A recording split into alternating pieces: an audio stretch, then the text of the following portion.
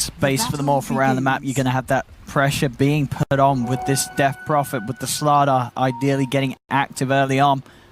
Lots of follow-up as well. If they can get some sort of initiation, whether it be KP coming in with a blink if he feels that he wants to get it early on in his build as the Slardar. You've got the follow-up of Febby with the Stomp, with the Earth Splitter. Lots of combos for Mineski to throw down and blow up some of the squishy heroes of Jstorm, like this Queen of Pain, if he gets caught out of position.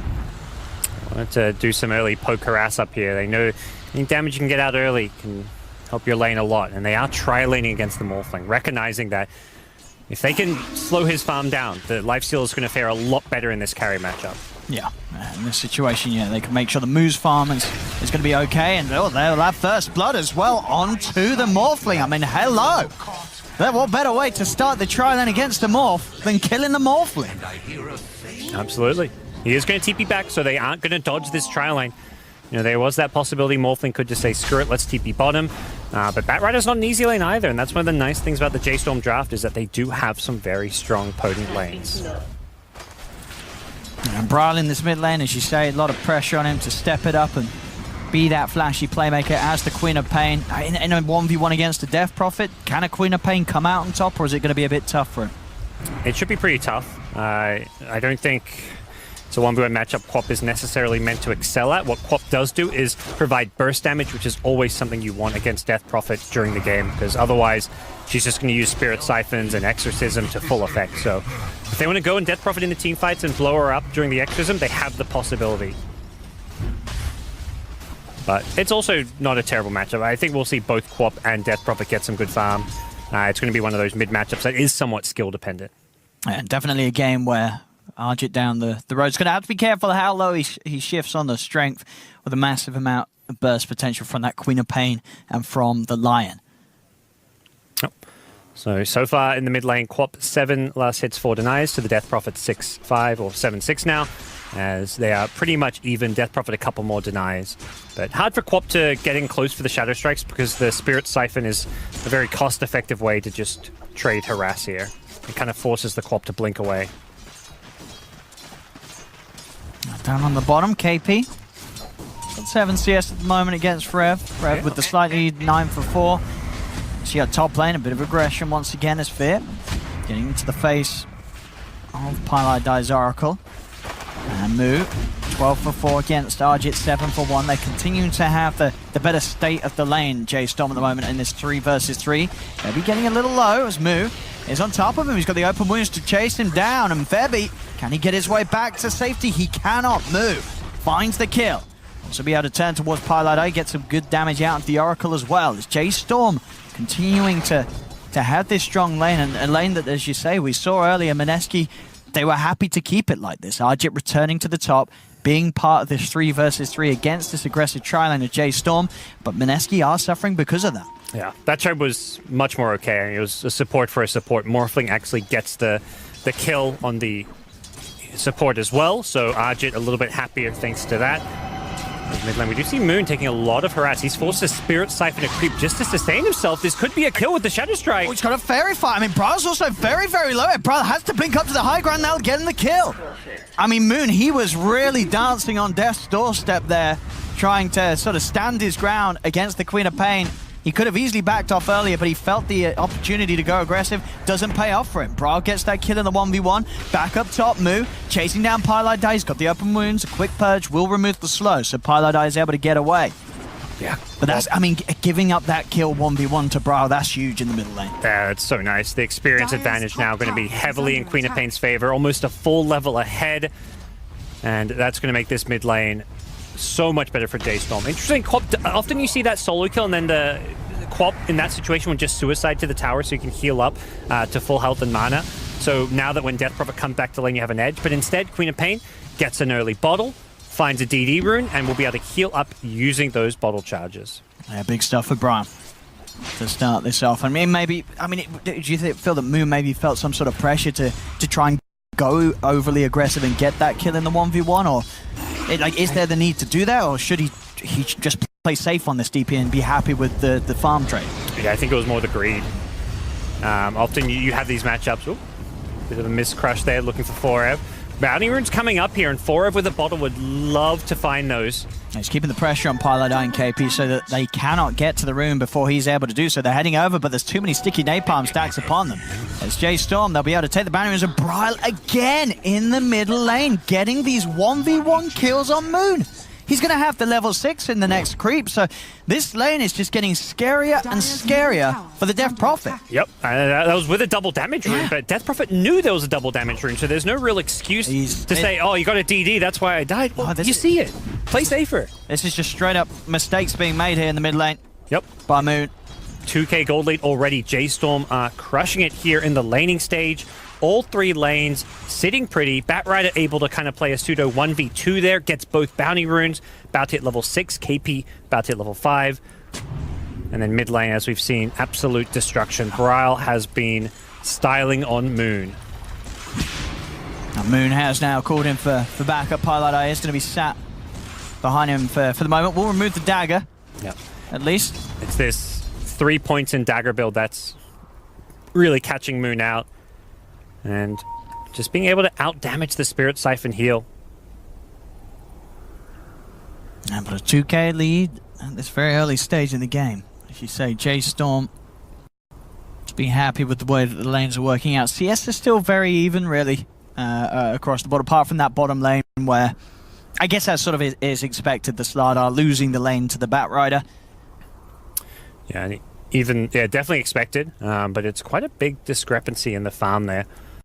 Slardar just the 15 CS, but a lot of that money being invested in regen. And that's the same thing for mid. Yeah, Death Prophet, 18 denies is a lot. 24 less hits is, I mean, comparable to the Quops, but the actual net worth difference is like 600 net worth. Oh, it's 2 deaths. Yeah. Those deaths, and the fact that Death Prophet's being forced to constantly buy regen, has 3 tangos and a salve on it right now. Combine that with all the regen you have at the start. This has been a very poor laning stage. Is that Sonic Wave available if Bryle sees an opportunity to finish off the kill with it? And in fact, where there's a roll in from Fear, Moon's going to be in trouble. The Sonic Wave comes out onto Moon. Does that Pilot die by his side? And has got the Siphon going as Moon will be kept alive for now. Bryle has to be a bit careful. He's got the haste rune though. But back away, so this time Moon will survive. Oh, well, no, he won't. The Shadow Strike poison's enough. Another kill for Bryle with 3 points in the dagger. Doing it with the damage over top. I mean, he had Pilot die by his side. Was there no way that Pi could remove it? He had the Fortune's End was on cooldown. He could have used Purifying Flames between the damage tick of Shadow Strike, and the heal may have saved him. But I don't think they were. I think they're just underestimating the damage. They were. I guess those damage ticks when there's 3 points in it are pretty hefty. Top lane March. It's giving Febby a bit of a run around here. Febby can't quite find the kill. Pi, he's on the low ground. March goes for the TP out. There's no high ground vision. March, oh, he's not going to get away though. Febby is able to get up to give that vision just in time for Pi to find the kill. Back down bottom, Fear's going to get the rotation on. Rolls forward, sets up for the lasso as they drag back KP into the flames as the Slardar burns. It's J.Storm playing it perfectly. Fear making these movements from mid now down to bottom. He's getting active and he's getting big core kills set up for his team. Yep. All 3 lanes continuing to be won, and won convincingly. The one lane that's only a slight win, I'd say, is the top lane, where Morphling is getting decent farm, but he's even being quite heavily outfarmed by Lifestealer. So not a single real bright point for Mineski here in this early game, and they're going to have to start making some moves once they get some of these key levels to make up for this farm discrepancy. Like the Death Prophet level 6 Exorcism, Slardar maybe his level 6 with the Corrosive Haze just being able to do a lot more damage output. Something has to change for Mineski, or they're just going to get further and further behind. Absolutely. I mean, you know, you said at the start, you have to look towards Bryle stepping it up on the Queen of Pain, and 8 minutes in, having 3 kills in that matchup. You know, that's Bryle pushing it to the maximum. Yeah. I mean, you could see that the Death Prophet was doing just fine in the CS battle, was actually winning with all those denies, but Moon just getting too greedy to stay in the lane, and one of the best heroes to punish heroes that stay in the lane when they shouldn't. And that's where this lane has swung so heavily in Bryle's favor. See, once again, Pi just having to stay sat around this mid lane. There's going to be the initiation jump forward. Shadow Strike, they roll forward with Fear. Another TP coming in. They have to keep Moon safe. They will cancel the TP, but at least it is enough to ward J.Storm away from diving from... Yep. But just having to posture themselves so defensively around that mid lane, they cannot allow Moon's game to get slowed down any further. Yeah, the Oracle's game has just become sit behind the Death Prophet, and that means this Morphling's not getting the help he needs up top, so he's struggling to farm. Getting very low, in fact, as well. Needs to be a little bit careful. Going aggressive will find the Lion kill. Nicely set up by the ET. See bottom. Moon. He is going to rotate down here with the Exorcism of Fref. Still got the Firefly going. He will go for the TP out back towards that bottom tower. So not only is he going to get himself away from the Exorcism, he's going to be able to keep himself alive and hold the tower. KP falling low. Fear, can he find the kick? He shoots, he scores. Fear gets the kill on KP. Moon will be able to find Bryle after Bryle has already used the blink to get into position. So Moon does get a pretty big kill, getting that Queen of Pain. Mineski able to find at least some sort of a trade, but it is the Exorcism being used, so it will not be there for a potential early tier 1 push. The big kill, though. Quap, someone had to die that matters, and the Quap is that kill, and Death Prophet getting the money for ending the streak there, so 360 gold going Death Prophet's way. That, you know, that's what Mineski needed. If that didn't, something along those lines didn't happen soon, this game was going to get completely out of hand. They're still behind. They're still trailing. They need to get a key kill or an objective every time they have Exorcism up. They can't just sit around farming. They need to be proactive about using it, and that's why I like that move towards bottom. I don't like how they went on the Batrider, who easily just flew over, but luckily the Queen of Pain, Bryle, made a slightly too aggressive maneuver. We're seeing some of these early item timings being a result of the strong lanes for Jstorm now. Boots of Travel finished on the bat, and Moo, he's pretty much got the recipe done for the Midas. And he's already got the Gloves of Haze picked up, so that is the Midas complete at 10 minutes in for this Lifestealer. Quap working towards an Atos. We have an unconventional Quap item, but not an unconventional item in this meta. Probably one of the items most needing of a nerf right now. It's just so cost effective. 2.8k for plus 12 strength as well as agility, and then you get plus 20 int, and then you get the root, which cancels TP. Something that, you know, heroes who struggle to get these kills because people TP away, like Quap, Razor, Viper, love this Atos because of that, and it just feels like it's too value for its price point. But Bryle taking advantage of it on the Queen of Pain, and, well, a bit of a new item build coming out, so. See up top, Jstorm, ready to dive in with that boost of travel. Forev's got the movement speed to easily get in and on top of the Elder Titan as Febby falls. Also gets some damage here onto Arjit. Arjit does turn into the bat himself, starts to turn with the own Firefly. Some fire on fire action as everything's in flames here in this top lane, but Arjit will be able to get out. Structures are fortified. And made sure that he took all that damage in the Batrider form, so he's full health on that Morphling. And with this Morbid Mask, this really suggests he is going to be playing a very farm-centric style of Morphling. Wants to be able to jungle, wants to be able to farm Ancients, and doesn't want to be able to, you know, get himself low. When you're playing against heroes like Lion and Quap, you need to be farming jungle on full health, because if you're at half health, yeah, you're fine to jungle, but if there's an Invis Quap, or if there's a smoke gank from a Lion, one finger of death and you're just instantly dead. Well, looks like we have some Fear. Well, needs to get himself back in before we get back on. What do you think about the decision from KP this game to go for the catch-up Midas? He's very far behind, as we saw. It was a tough lane for him, being left one. You know, in an ideal world, I guess if you're Jstorm, you want to really try and shut this down before RG gets that E-Blade, before he gets that big item that's going to get him online. Yeah, it's interesting little choice to rush. Something that a few of these Morphling players really like to do for the aggressive potential, but it's very all-in. It doesn't give you anything in the way of stats, survivability, really. See down bottom for Rev. Yeah. Let's get crushed and held back by the root. Means that he won't quite be able to get a catch onto KP or Pylai Die. Yep. Obviously always very hard to do with the Oracle being beside a core. There's always going to be that save potential from Pi. Do you like the Boots of Travel rush that we see coming out on the Batrider? Allows him to just be anywhere on the map he needs to be, gives him even more map control in a sense, because you can display more lanes and use that Boots of Travel TP to be anywhere on the map so easily. See March. He nuked down pretty low here, but not low enough to actually die. He's just trying to get his level 6 down here. Mineski wanted to try and punish that, but won't get a chance to do so. Dire's middle tower. There we go. Armlet is up on Moo. Only the 2 points in the Rage, so doesn't quite have that maximum kill potential. Still gets decent attack speed out of the Rage, but the level 4 Rage is really what you want before you go for those infest ganks. March this time does get nuked down by Pylai Die. Faith in fate restored.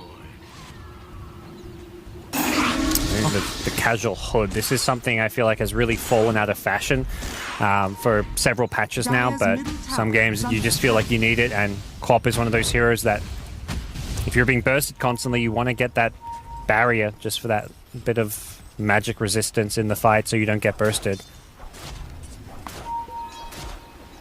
Brile. That Sonic Wave for the ready. They are eyeing up top lane.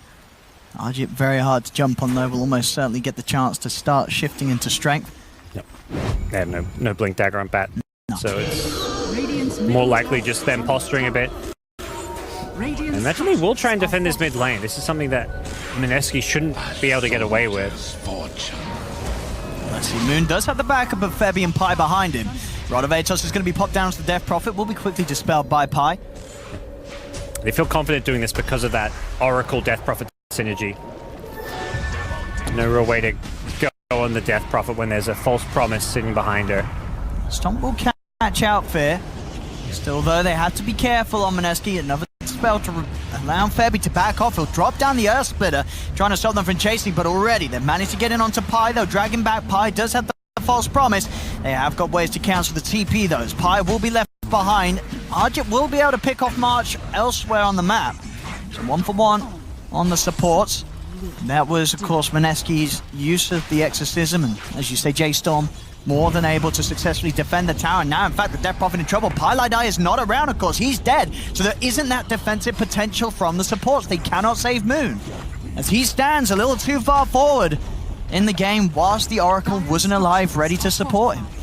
Yeah, Jstorm, that Exorcism's down, and they're just ready to keep on fighting. Their lineup isn't really that cooldown dependent. They still have Sonic Wave for one thing. They took that fight without it. And when Exorcism's down, suddenly Mineski are so much weaker. ET, his Earth Split is also down, so these heroes are much more reliant on some of these cooldowns, and you're also relying on KP to get his items up. With just a casual Midas, he's not ready to really fight and join in that tier 1 mid action. He needs to really finish that first, what I imagine is going to be a Blink Dagger, just to act as a way for Mineski to start fights themselves. And Brile as well, looking at what he's got queued up, going for sort of that utility build that we're seeing other mids do, not necessarily Quaps, but he's got the Rod into the mech, which is what he's going to be looking towards building next. Yep. Grease will be very nice to remove these silences such as that from the Death Prophet. And talking about the DP, she's getting gone on in the mid lane. And once again, Moon dying here to the aggression of Jstorm. They've got the slow onto Febby. Febby's heading up to the high ground, does have Arjit by his side, but Fear rolls in. Febby does get the stomp off onto the two of them, and with Arjit here, they can look to take some of these kills. The Earth Splitter is out upon them. Brile has got the blink available, but they have lost Fear. Mineski will be able to find a kill return, but they keep losing Moon. Moon, he's dying a lot this game, not having one of his strongest showings this match on the Death Prophet. And Death Prophet's always been one of those heroes you don't want to fall behind on, because once you're falling behind, it means you're just squishy in a team fight. It's a little bit more okay because of the existence of Oracle. Oh, Blink Dagger revealed. They're going to catch KP. March trying to get some mana built up as he'll sucks it out of the starter, but Febby's there with the stomp off onto March. March surrounded by the two of them. In fact, March is going to be the first to pop. They do get the kill onto KP, and with Boo rotating in, Open Wound slowing down Febby, they'll take the trade 2-for-1 Jstorm. You mentioned Moo's last game on Lifestealer, how well he performed. It's a similar thing here. He is just farming well ahead of the pack, almost 10k net worth already. Yeah, look at that. He's so close to the relic. Yeah. This Morphling's also been free farming pretty well. Arjit's, since dying at level 1, he is 4-0-2. He's hitting a lot of creeps, but it's the Lifestealer with this Midas just farming that little bit better, and also getting a lot of kills as well for him and his team. He's on top for Rev. He's hunting a Moon.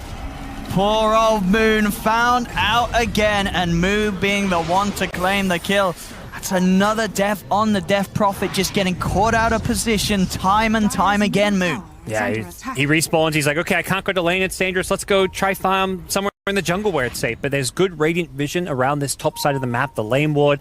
There's the ward on top of that hill as well around the mid lane. So it's hard to kind of go about your business farming undetected. And Jstorm, Boots of Travel Batrider, very, very mobile on the map. He's able to just go wherever there's creeps or a tower and just hunts Moon down time and time again. Jstorm keeping control of this 5k lead. So much pressure now on Arjit's Morphling to do something spectacular. If Mineski can at least slow down the game, get to the point where he's going to have at least that first and then second item to be able to turn and fight head-to-head against the Lifestealer. See the opportunity to blow up heroes with the... But that's a lot of sunk gold in an item that doesn't really allow him to be that much scary in a team fight. Death Prophet is just feeling like a bit of a non-factor at this point with how underfarmed Moon is, so... Exorcism is still something to be a little bit fearful of in a fight, particularly I and Febby. Now looking at Arjit's build as well, why do you think he just decided to change his mind? As we saw earlier, he did have the E-Blade rush queued up for the longest of times, but he's now gone back for the Manta first instead, playing more defensive.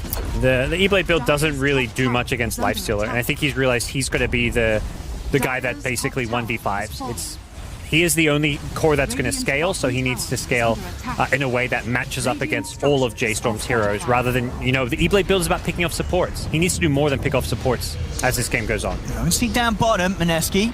We do have the 5 of them here. They're trying to fight into Jstorm, but it's around the shrine, and already they've got the lasso, controlling of the Death Prophet. Can they kill him back in time? They can. They've managed to kill off the Bat Rider. Mineski now chasing for more. They get the jump forward. Stun from March. Holds back 3 of them. See if they can dive past the tower and go for March with jump forward from Arjit. Nice styling. As he goes in, changing into the Queen of Pain form to get that blink, close the gap. Mineski get 2 kills and will be able to claim the tier 2 tower, being able to get back together as a group and take these kills and objectives around the Exorcism. That's the thing, you still have to respect the team fight of Mineski, and on top of that, Lifestealer was about 100 gold short of Radiance for that fight. It wouldn't have necessarily changed the outcome, but it would give him a decent amount more damage output. He jumps on top of the Oracle there and then forces that self-false promise, which is like a good way to take a fight. If you force Oracle to use ultimate on himself, then suddenly you can go for the Death Prophet or these other targets, but Death Prophet was already having the Exorcism out, wasn't really in a position where there was much threat of being bursted, and Mineski just able to take a really good fight as 5. Now Jstorm, now with that in mind, that they know that the Exorcism's been down and used, they're going to go and try and strike back as hard as possible. With this smoke up, see if they can find any of these big targets. Arjit will show to start hitting the creeps in the middle lane. But he's dragging them back past the tier 2 tower, so it's a bit of a deep position for them to try and get to. March on the side though. Look at the Hex opening onto Pylite Eye. They'll find the Oracle. This Pi will fall. And something still moves, staying inside for Rev. TP's coming back as Mineski are being able to find quite a bit from the half of Jstorm's map, but KP pays with his life for it. Yeah, they're just trying to farm in the safest places possible, which is kind of the enemy side of the map, where they feel like, you know, we did have some vision there that now gets dewardened, and unfortunately for them, Jstorm are just a bit wary of it. But you've got to play keep away when the Exorcism is down, and Jstorm, credit to them, they did a good job of picking apart Mineski, who, you know, are not able to entirely deny all this Jstorm vision, which kind of scouts them out a bit on the map. So Arjit with the Skadi queued up next, going to go kind of more all in on this right-click build, which, as said, makes a bit more sense against the Lifestealer matchup that he's playing into. Imagine we'll see a BKB eventually. You don't want to rush it by any means.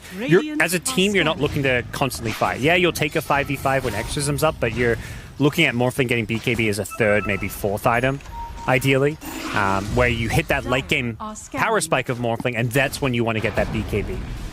Now you're still in kind of more defensive mode.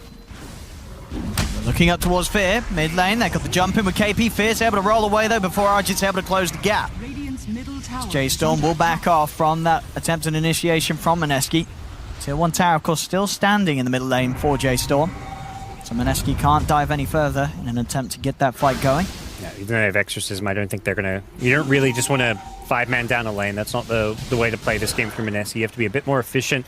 You know, farm as much as the map as possible and try and take a fight.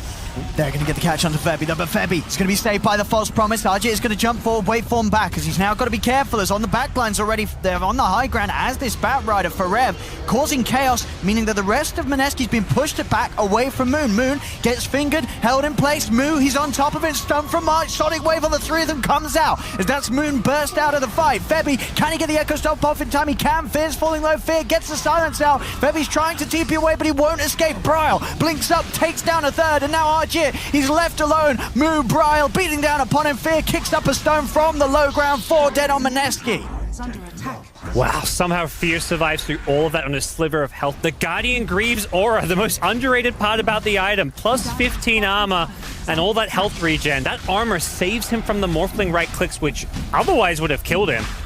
And straight into the Roshan. That's the big team fight Mineski where they use their ultimates. Unfortunately, it was way too reactionary. They're using false promise on an ET that's already been jumped, and from there they're just scrambling around. Death Prophet gets caught kind of alone, has a defensive Yules with some Spirit Siphon heals, but it's just not enough. When there's all the burst from Jstorm with the Sonic Wave and everything else on top, they can bring down Death Prophet if false promise has been used elsewhere, and that's the key thing for these fights. No, yeah, we were seeing every time sort of the way that Forev on the bat and Fear on the Earth Spirit are just starting the chaos. They go for those back lines. They just separate it up. So Mineski, as you said, they just can't be in position to make those crucial saves happen on the core heroes. They have to just sort of prematurely react to the way that Jstorm's running at them. They get all 4 bounty runes and go for another smoke. They could have killed Roshan there. I think it's not efficient.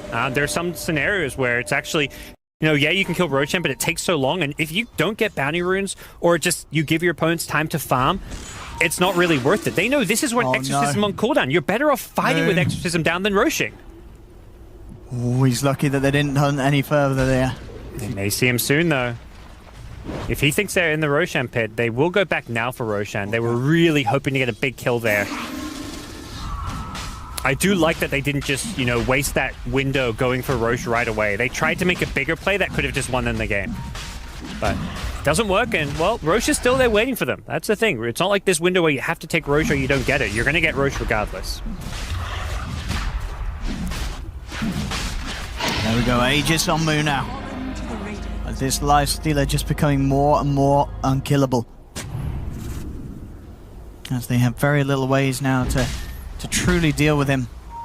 Sure, as we say, they can sort of get the corrosive haze down on him, but because of how far ahead Mu is, there's no firepower really at the moment on Mineski's lineup. Their cores are just so far behind in comparison. Only Arjit is sort of catching up to the pace that Bra's been able to farm at, but you look at the difference between the Morph and the Lifestealer, and it's just not even close at 26 minutes in. J.storm are just so far ahead.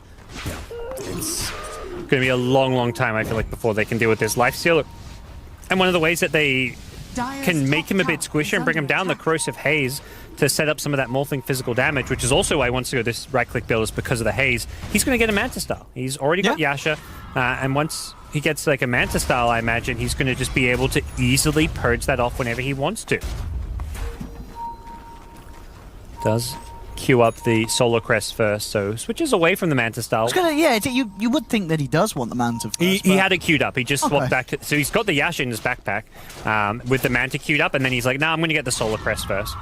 I think, taking value in being able to apply it aggressively on a Morphling, or just having the bonus for yourself. It is a very useful item for the Lifestealer of this game. And Brile, as his build continues, Atos into Greaves into the Aghanims on this Queen of Pain. So, of course, going to amp up that AoE pure damage, and obviously the fact that cooldown gets heavily reduced with the Aghanims purchase is going to mean that Jstorm can continue to look to take these fights in a much higher frequency than that of Mineski, as they, for the most part, can only really fight around that long cooldown of the Exorcism. This is just so difficult to defend, and there's no defense in sight for Mineski. They're just gonna let it tier 1 go down and hope that maybe Jstorm overextend here. Mineski want to fight around that Observer Ward, but Jstorm don't envision the area. They've already backed off. They sent the Queen of Pain top, they sent Lion mid. They are just gonna play it slow. Even with Aegis in their hands, they are not looking to rush things right now. Yeah, with these big items. Still such a showing so far from Mu this game on the Lifestealer. I feel like both games that we have seen Jstorm and Mu's got his Lifestealer, he's just played it to perfection, to the point where if you're playing against Jstorm, you have to seriously consider maybe taking this Lifestealer away from them. It seems like Mu is just absolutely in the zone when he gets the Lifestealer. Yep. Now, 2 games, back to back, where he's just had free games with a first pick Lifestealer as well, so you know it's coming, and you still can't deal with it.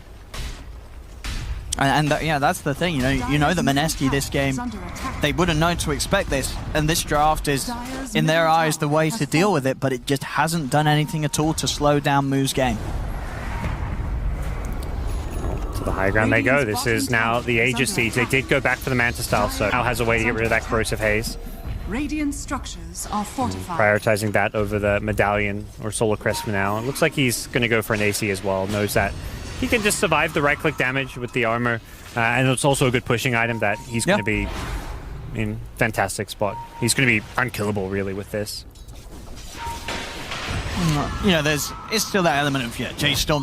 They want to end the game sooner than later. They don't want to leave a window of opportunity for Arjit to get that incredible point of farmers into the jungle. Moo already finding the opportunity to go onto Pilotai, forcing Pilotai to false promise himself. They'll chase down the Oracle at the same time. They've got the grab onto KP. Ferev's in with the lasso, dragging back the slot. KP's popped the BKB. Sonic Wave is totally whiffed, but it may not matter as KP is falling low. Actually, it looks like it might matter, bro. He can't. Oh, he's got the Rod of Atos. That'll do it. That holds down KP, and hey, he didn't need to hit that Sonic Wave anyway. Buybacks coming out from both teams, as we'll see Paladin and March return to the fray, and March does dive back, actually, and as Arjit's able to burst him down, gets in over to the half of the map of J.Storm. That will be a dieback online, so a little scrappy here overall from J.Storm, but still holding the lead. Now ready to go back in. Fear picks up Moon inside him, and Moon's been found. Will self-heals himself up into the air, but they surround him. The Death Prophet in trouble. He needs someone to save him right now. Is it going to happen with the Siphons? It is, as Moon. He is still alive this time around. Can Moon finish him off? Moon's been rooted. Has to Manta, has to try and get out of it, but they're chasing. The Siphons slowing him down. If they lose Moon here, this is going to be a huge kill for Mineski. He's got the Rage back up to dodge the Adaptive Strike. Still continue to toggle his way out and has the movement speed to escape. He just was losing the Aegis as well. If they'd been able to chase him down and hit him as the Aegis was expiring, that would have been a massive kill. But even so, it's still a decent team fight for Mineski. The dieback on Lion. They keep the Death Prophet alive. It's a He's trying to clear out this wave in the middle lane, but the three of them are here chasing him. He does manage to force up to the high ground, and does mean he will get himself away. But as you say, even though J.Storm still hold the lead, definitely signs that mistakes can still be made in this game, and Mineski can still be given an avenue of opportunity to get back in. And we're seeing some of the strength of the Morphling and the Lifestealer, being able to just use the Morph on him. You get a free Rage out of it. You can Rage, then turn back into Morphling, or you can just Rage and be a Lifestealer running at people with open wounds and whatnot. Arjit using that Lifestealer form to great effect to just go on this Lion. March is just food in these fights. Without any mobility item, if he gets gone on by the Morphed Lifestealer, he's just straight up dead because he can't deal with the magic immunity. And as a result, Arjit doesn't even need to prioritize BKB this game because of that morph. Fair. He's looking for the setup. He's able to close the gap and allow for the jump in front for Ev. They get him with the lasso, and that's going to be Moon dead. There's going to be at the same time Arjit trying to turn. Zips him with a waveform, pops the Rage and turns into Fear, beats him down on the Urspur. Sonic Wave from Briar will clear off the kill on Pilot Eye before he's able to TP away. So there's two dead on Mineski without buyback. Lanes are in okay position though for Mineski. They are pushed over to J.Storm's half, so J.Storm are going to have to get pushing as they'll start to bring in the mid lane. Yeah, not sure if they really want to go for any kind of a high ground play here. Death Prophet kill is nice and all, but that was actually a Death Prophet who didn't have ultimate anyway, so it's like, was there really much Moon was going to do during this window other than farm or push out a wave or two? Not really. But it is still, small victories for J.Storm, who are now eyeing off this last outer tower down bottom, and also just looking to eye off this entire enemy jungle. They've got the vision up there with an observer ward. They've got map control. Very difficult for Mineski to move out on the map right now.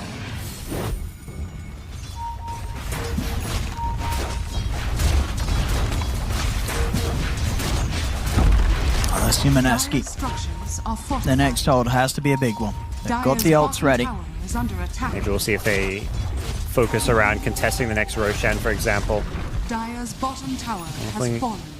Does walk in and get the steal.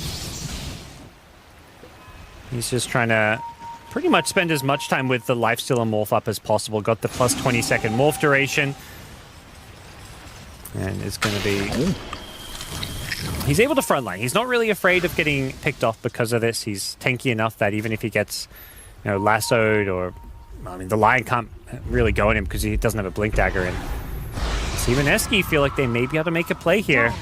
They smoke up from the high ground. Don't know if they meant to smoke the Morphling as well with them. They may have wanted to show him so that he can just push out some lanes, but even so, this could catch Jstorm by Bryle, surprise. he's picked into this. Oh, no. They've got the jump force straight away. They get the crush off. Can Bryle get himself away from this one? He has got the grease ready to pop, but the bashes come out and Bryle is dead. At the same time, they'll jump in on the backlines, get Pylai Die. It's 1-for-1 at the moment. Arjit's able to burst down Marge. The Shadow Strike dagger is out onto Arjit, but he turns into the Lifestealer. Silence onto Bryle. They're chasing down this quad. Bryle, he brought back for this, and he's going to die. That's a die back on the Queen of Pain. Mineski Radiant's middle tower pulling it has together. fallen. Arjit continuing to pick up these kills. The game getting to a point where Arjit's Morphling is seemingly enough to carry strong against Jstorm's cause. Yeah, this Rage is just so effective. He's able to get rid of the Shadow Strike, the Spirit Vessel, all this Dispel coming out from getting used to Rage, and with X them up, they really want this Roshan. Mineski, if they can get this Aegis for themselves. Oh, this is going to be huge. The beginning of the turnaround here. Jstorm want to at least go for a steal. That Rider 4 He's going to try. He's going in, but already Arjit's picked up the Aegis. They'll be able to send Forever up into the skies. We'll be able to force Staff out of the pit. But an unsuccessful attempt there from Forever to steal any of the action, as Roshan and Aegis secured by Mineski. Will be Jstorm at least getting some bounty runes, so they'll get all 4, it looks like, which is a decent chunk of gold. It's about a 400 gold per bounty rune, so 1,600 gold picked up for Jstorm. KP setting up for another catch. There's the follow-up from Febby. Spirit and the stomps down onto March, but they're going to jump in with Forever. They're going to try and do their best to protect the line, as it seems. Elsewhere, Mood does kill off Pylai Die, and with that play from Forever, March will be able to get out of there. It's back towards mid lane Arjit. He's able to waveform away, has the Firefly as well to help himself escape, and he's got a lot of money on the Morphling. 5.5k is queuing up the Butterfly, continuing to just go for the I've got to carry my team build this game. Getting those right-click items, the Skadi, the Manta, the Butterfly, everything required, so he can beat down this Lifestealer. Yep. He's at some point going to have to go head-to-head with Lifestealer, and he's going to win that battle because Lifestealer doesn't want to go MKB or anything. The issue is he needs to be the one killing everyone. It's not just the Lifestealer. He's the one killing the supports in the fights. He's the one that needs to be there, provide the damage to burst the Queen of Pain. His team are just still kind of playing from behind. Death Prophet has managed to get a couple of items up with the Pipe Yules and Solar Crest, so if that Solar Crest can be used offensively on Lifestealer when he's not raged, for example, it's pretty nice.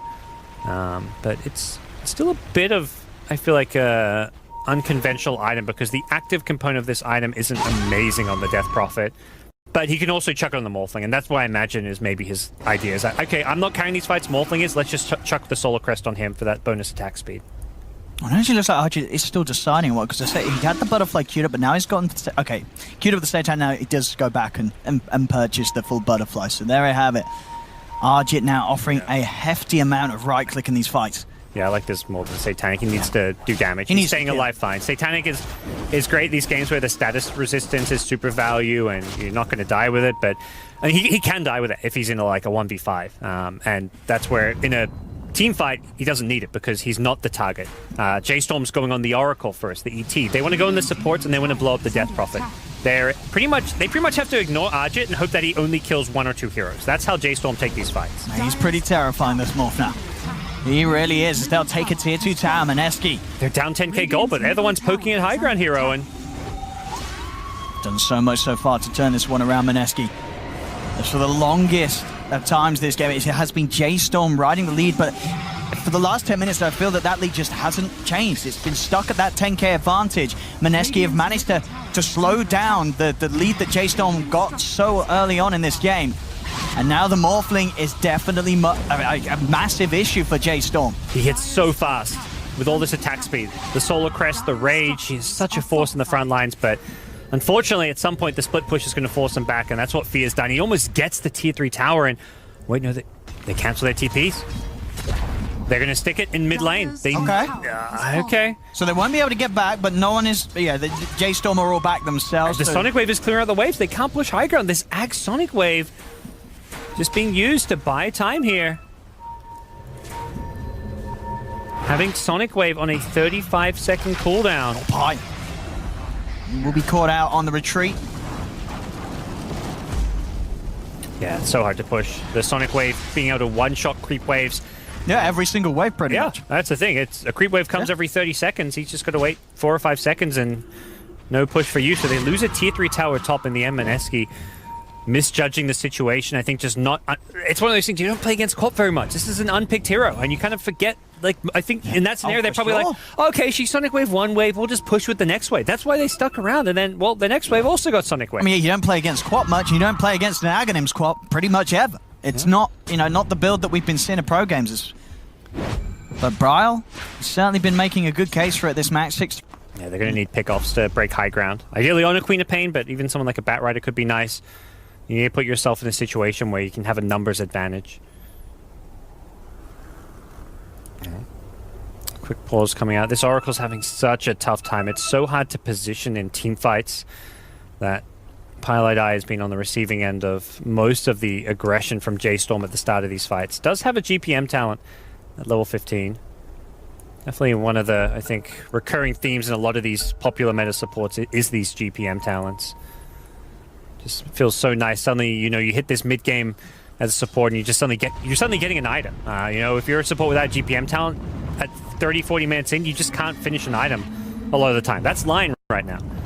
Lion has that level 15 GPM talent, but he hasn't hit level 15 yet. He gets there now. So this Lion has had 4 stuff queued up for like 20 plus minutes. He's only going to finish it because he has a GPM talent. The dream's going to be made a reality. Yeah, with that 150. And that's Oracle as well, able to hopefully complete an item to try stay alive in these fights. A 4-staff, a Glimmer Cape, whatever it may be. But these fights for Mineski, the Aegis would be nice to take one, but unfortunately for them, they just don't find the opening to do so, and they're going to be forced back. And they keep this game alive, though. This late game Wolfling is definitely a bit of a threat. Arjit just taking towers with ease. Satanic money nearly ready to spend. We might harass the high ground here. Could force out a glyph. Rage on rage action hit from Arjit and Moot. Moot is able to jump into Farev, but in fact Farev's going to get jumped on by KP. Still though, Mineski wanting to be a little careful about how they go in and out on the outside of the base. Yules out onto the Bat Rider, but a force back up to the high ground keeps Farev out of harm's way. A little bit dicey there with the double damage on Lifestealer, but they managed to hold just fine. They don't have a glyph either, so it could have been a bit of a precarious position for Mineski, who will force Jstorm away. And the game will go back to a little bit of a stalemate. I imagine Jstorm are just going to be lurking around their wards, trying to find pickoffs around them, but Mineski are actually smoked up, so while Jstorm have vision, they may get caught by surprise. Yeah, the smoke's going to dispel, so they know the Brow's around. Bryle will be able to blink away. Arjit goes in, does get immediately silenced, but he's got the Manta Smelt dial to remove it. Turns to the Lifestealer, has to rage, ready to go now, turns back towards Bryle. Bryle is going to be forced to blink out. They do jump in with Farev, but Farev's been corrosive. Hasty taking a lot of physical damage as their waveform forward on the Morphling, up to the high ground. KP goes, gets the bash off onto the Bat Rider. That's Farev dead. Greaves to remove the silence. Bryle able to blink away. Mineski did use the exorcism for this. See if they're able to get anything more than just the kill. They'll sweep across towards the mid lane, start to get that wave pushed in. 2 runes now starting to spawn, of course. Arcane down bottom is going to be grabbed by Febby, and a haste runes there waiting on the top lane. Fear does have Moo inside it. And once the exorcism used, they only get the Bat Rider out of it, but given that there's no immediate objective for Jstorm to get when Bat Rider respawns, it's not really the biggest deal, because we're kind of reaching that point where these respawn timers are pretty long. So if you're waiting for her to respawn to punish a cooldown like Exorcism, this isn't early game where you're respawning right away and you just go fight. Bat Rider's back and Exorcism's going to be online in the next 30 seconds. So it's a very small window if you're not using buybacks to kind of play against these long cooldowns. But I think right now, you're not looking to buy back. You're not looking to force action until this next Roshan. That's where both these teams are going to be investing a lot of their resources, their buybacks. And KP. Yeah. There's a BKB. He's going to have to pop it. And we'll continue to chase, but yeah, it's able to blink out. And Bryle does try and go. Oh, he actually finds him here. He's able to read the movement and get him on the angle that he was trying to escape up the river, and Bryle will be able to set up for the kill on KP. They take that slider out. Didn't have a TP and gets chased down the river, which is a bit surprising. There wasn't really any Radiant Vision around that area, and Queen of Pain just kind of happened to walk into him, and luckily for him, it's not a fast Roshan respawn. It's going to be about 1:45, and his respawn sitting at about 60 seconds there, so Mineski still may get antsy. They don't know much like Jstorm, what that Roshan timer is going to be. As both teams will look to prioritize their vision and their positioning on the map around that Roshan pit. And now we're at also that 40-plus minute stage of the game where double runes come into play, so we're going to be seeing a lot more double damages, which, particularly on Morphling, can have a big impact on these team fights. Dire's top shrine is under attack. This is where maybe, I mean, if you had a bottle, you almost want to just give it to Morphling to backpack, and if he ever finds a DD rune, you want him to be bottling it up for a team fight. Dire's top shrine has But fallen. for now, Jstorm taking over the map, taking out those shrines, so if there's a Roshan fight, there's no shrine to use buybacks and TP into. Means that Mineski are going to have to get a much cleaner fight and can't just rely on having buybacks for covering up mistakes. Yeah, Moo picking up that brand new nullifier. Does mean his slots are starting to get filled up, so he can't actually hold the armor at the moment. Also means he doesn't have buyback right now, but he can farm that pretty quickly, and I don't think he's in too much danger as he sits in this mid lane farming. Could also sell the armor and get there. But 11k gold lead, but we've been at this point for quite some time. We really have. See To this. see sort of the staticness of this game, I mean, sure, the probability still sitting 70% in Jstorm's favor, but That's not like super convincing, you No. know, considering the state of this game right oh, now. KP, he's going to run straight into this. Immediately there's the reaction and the fingers out. That's KP dead. He tried to go in for the initiation, but Jstorm are quick to react with Forev jumping in with their lasso. And now look for more Jstorm, and Mineski's ready to react. They have the exorcism down, moving in onto Fear. Fear will fall. So this is the ghost expended. See if Mineski can get more. KP also buying back to look to make a further play. Fear has buyback as well, so if he sees Mineski go into the Roshan pit, he may want to use this to contest it. Not sure if you want to give up this Roshan. This is Rosh number 3. A refresher shot on Death Prophet would be amazing this game. Let's see. There's the They're killing buyback it from too Fear. fast. He's too late to buy back. Nobody's going to get into the pit to contest it. Mineski get a free Roshan. Cheese picked up for the time being by RG. Refresher shot, as you say, going the way of Moon. And there's that Aegis. I don't think this game's On RG as 70-30 well. anymore. This feels more 50-50 with... With the way the Mineski are controlling a game that they were behind him for the most part, the fact that they've managed to hold onto their high ground, they haven't lost any racks. And Arjit is absolutely in a state now where he can carry this to a victory for Mineski. Yep. There is... Fun pie. Arjit, he is going to try and make them pay for it. So look towards Moo. Chasing down Forever as well. The BKB on the bat about to wear off. Brawl goes for the Sonic Wave onto 3 of them, but has to blink back. KP, he's up onto the high ground though, and in fact with a head ghost stomp from Febby, they've caught the 2 of them. The Earth Split is down as well. Brawl, BKBs, blinks away. But Mineski, they're going to be sure to try and chase this down. See if they can get on top of him, but Brawl has to blink back up. He'll get back and out of there. Pylai dies brought back. Not without March, but March himself also does have buyback available if he feels the need to do so. Cheese is going to be passed over to Arjit as they'll now move in on the bottom lane. With their so refresher scary. shard, they have got the potential to just get the exorcism back out if they want to go for the pressure right now. That is, yeah, the scariest thing here. He doesn't need to use it because I think Exorcism being up in 40 seconds, he may just want to wait and then have double ultimate. Well, let's see. Sonic Wave just being thrown out. 30 seconds until Exorcism. Moon's trying to hold on to this refresher shot. The double ultimate would be so much better than using it right now. I mean, of course, with just Arjit's right click, they can take the towers very, very quickly. Jump in's going to be attempted from Forever, but in fact, KP comes in with the counter play. BKB's out from Forever. Arjit, he heads forward. He's beating down off the battle. Already on the back lines, they've lost the Lion. March dead for 70 seconds. He is dead without buyback. Moon sticking down low. He's got the false promise from Pylai either, and that's going to allow Moon to start charging straight back in. Echo Storm catching out Brawl. Brawl's going to try and keep himself alive. Up in the air he goes. Pops the BKB. Gets the Sonic Wave out to Moon, but Moon's healed back up by the false promise. Moon's going to be fine. Mineski still all alive outside of the base. Oh, they've got a defender, looks like. Big creep wave coming in. That was going to get at least a range Rax, and unfortunately, Mineski would have loved to hang around and buy. Yeah, he's still trying to poke at Febby. They know that Mineski are a bit split up here. They do manage to shut down the Slardar with the nullifier from Moon. Moo also able to clean up Febby. Arjit now, he's sort of on his own. The lasso there holding him down. He has got an Aegis. And there is... Oh, no. Busy traveling, but the creep's going to get killed off. He's not going to be able to get in to help Arjit. Arjit, can he play his way around? He's against 4 heroes here. He's nullified Sonic Wave. The Spirit Vessel down upon him as well means that there's no way for Arjit to escape. Oh my. Wow. Considering how well Mineski's played the last 30 or so minutes, from behind, that was catastrophic. Absolutely. I mean, now... That's one where you use that word throw a bit, and that feels a bit like one. Not that, this was Mineski's game or anything, but the way they took that fight and had Death Prophet TP top, and then they get caught retreating. That's stuff you just don't expect out of these pro teams. Oh, and now they're into the base, jumping in onto Moon. Moon, he's got to try and survive here, but Fear's on top of Febby. Febby forces back. Mineski backing up now. Arjit is in. He's buying back into the game. They'll turn with the silence onto Fear. Fear getting echo stomped by Febby. He's down and dead. Jump forward again for Rev. He's got the lasso. The controls there. They're starting away from Braille onto the two of them. The Eon didn't alive Arjit. He's able to pop the Satanic Heal back up to full. Braille, BKB pot. Echo Stomp's going to catch him in place. Braille is slept. March will fall as there's a double kill for Moon. Braille, can he escape from this? One more blink out. He has that valuable cargo. He's got Moo inside him. They have to get out these two cores. Another blink from Braille goes for the TP, and he will make it out in the trees. Oh, that was so close. If they lose the Queen of Pain there, that could almost just be game. Death Prophet has a refresher shot in that situation. And somehow, Mineski salvaged the fight there. They do. They did have to buy back on the Morphling.